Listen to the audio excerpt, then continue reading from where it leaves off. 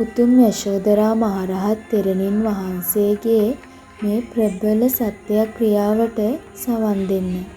මම වනාහි භාග්‍යවතුන් වහන්සේ හා සමවයස් ඇත්තෙමි. සමවයස් වූ අදහස් ඇත්තෙමි. සම වූ අමා නිවන් ලද්දෙමි.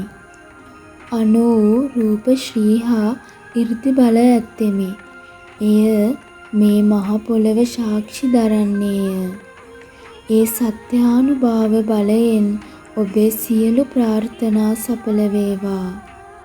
තව අවුරුදු 2ක් ඇවෑමෙන් තථාගතයන් වහන්සේගේ පරිනිර්වාණය සිදුවන්නේය. මා විසින් ඒ තථාගතයන් වහන්සේගේ පරිනිර්වාණය දැකීම සුදුසු නොවන්නේය. එහෙයින් මම අද රාත්‍රියේම අමාපුරයට වැඩිය මනායයි තීරණය කළ බව මහ පොළව සාක්ෂි දරන සත්‍යකි. ඒ සත්‍යානුභාව බලයෙන් ඔබේ සියලු ප්‍රාර්ථනා සඵල වේවා.